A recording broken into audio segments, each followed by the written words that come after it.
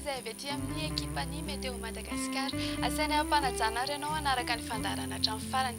Izy front andalo indray amin'ny faritra atsimo ao anatin'ny roa andro avy fa ny amin'izao fotoan'izao aloha izany dia zone de basse pression no mamaritra ny toetry ny andro ho antsika eto Madagasikara noho izany dia mbola higaingaina hatrany ny andro. Ho antsika eto ampovoantany manokana moa izany dia amin'ny alahady ihany no mety azorana indray. Dia izao ary ny mety toetry ny andro ao an'Irapitso. Ny maraina dia hibalika be ny masoandro saika manerana ny nosy afa-tsy ny aty amin'ny morontsiraka mena be aty izay andrahoana ny andro ary andrahoana vitsy kosa ny aty Sofia Boeny sy aty atsimo atsinanana aty.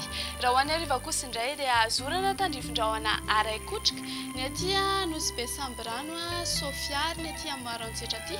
Anorambaratra kosa ny any Abongilava ny atsinanany mena be ny any Itasy sy Vakinakaratra mbola toraka izany any koa ny any niny faritany Fianarantsoa iny sisan'izay moa izany dia ho maina ny andro.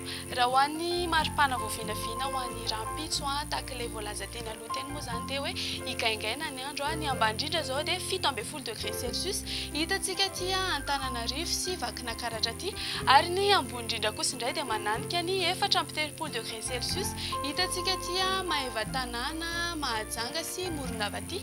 Ny eto afovoantany moa izany dia manodidina ny 17 ka hatramin'ny 30 degré Celsius. Dia izao ary ny mety toetry ny andro ho an'ireto tanàn-dehibe sy nosy manodidina ireto. Ho avy ny orana ny Paris sy Maurice ary La Réunion. No orana tandrifin-drahona ny Comores sy Seychelles.